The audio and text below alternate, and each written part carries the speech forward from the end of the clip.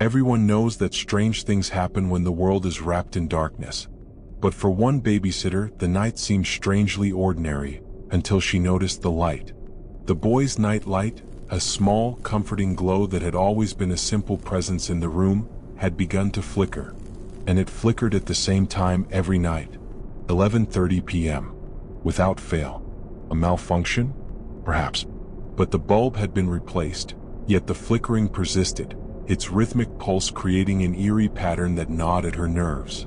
The house, once a place of safety, now seemed to hum with a subtle unease. The air felt heavier, colder. There was something in the silence, something that made her skin prickle, as though eyes were watching her from the shadows.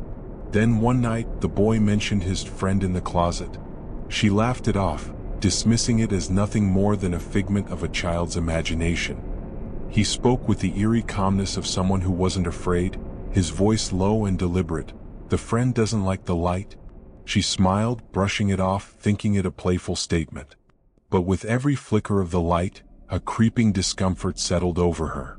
Maybe it was the way he said it, so certain, so knowing, as though he was speaking from experience. But she forced the thought away. It was just a child's fantasy, nothing more. Or so she wanted to believe. The boy didn't seem afraid, not even when he spoke of his friend. He was comfortable with it, as if this presence was a normal part of his world. But the babysitter wasn't so sure. The house, the shadows, the light, they all felt connected. And the longer she stayed, the more the air seemed to thicken, as though something unseen was closing in around her. One evening, after the boy had fallen asleep, she decided to confront the mystery. She couldn't shake the feeling that something was terribly wrong. That flickering light, the boy's unsettling calm, and the darkness pressing in on her, she had to understand. With trembling hands, she set up a security camera in the boy's room, hiding it on a shelf near the door. She didn't expect to see anything, but she had to be sure. As the hours ticked by, she waited in her living room, heart hammering. She couldn't explain it, but it felt as if the house was holding its breath. The shadows in the corners of the room seemed darker, deeper, as though they were waiting for something or someone to arrive. And then the light flickered. Once, twice on cue. But this time, something was different. The closet door, which had always been closed, shifted slightly. Not a creak, not a bang, just a slow, deliberate movement, as if something had nudged it open. The babysitter's heart skipped a beat. She leaned forward, her breath catching in her throat. The camera showed nothing but the stillness of the room. But then, a shape, a shadow, different from any that had come before, crawled along the floor. It wasn't walking or floating. It slithered, stretching toward the bed with unnatural fluidity. It was shapeless, its form impossible to define, but it was there. It was real. The silence seemed to weigh heavier as it moved, inching closer to the boy. And still the boy did not stir. His chest rose and fell in even breaths, oblivious to the darkness encroaching upon him. The shadow reached the edge of the bed, and the babysitter froze, her breath caught in her throat. And then, a voice. Not the boy's. Low, guttural, and unmistakably inhuman.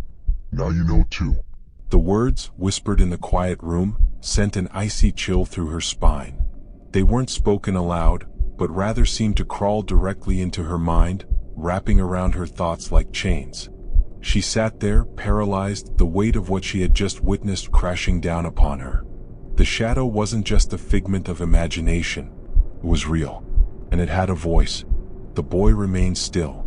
His eyes were open, but there was no life in them, only a hollow emptiness. It was as if he wasn't himself anymore. Her mind screamed for her to leave, to run. But her legs refused to move. The shadow moved again, this time toward the boy, feeding on him, twisting around him. She tried to tear her gaze away, but she couldn't. And then, the whisper again. "Now you know too." Her breath hitched. The voice wasn't just in the room anymore. It was inside her head. With every heartbeat, her sanity unraveled. The boy, once so innocent, now wore a smile that was wrong. Too wrong. It was wide, crooked, unnatural. It was a smile that invited her in, a smile that promised there was no escape. The room closed in around her, the shadows stretching, consuming everything. And she realized, with a sickening certainty, that she was part of this now. She wasn't just witnessing the horror. She was already inside it. The darkness had won. And you? What would you do if you knew something was watching? Waiting? Lurking just out of sight? The babysitter made her choice. But you haven't yet. If you enjoyed this horror story, subscribe and turn on notifications. Don't let fear catch you unprepared. Until next time.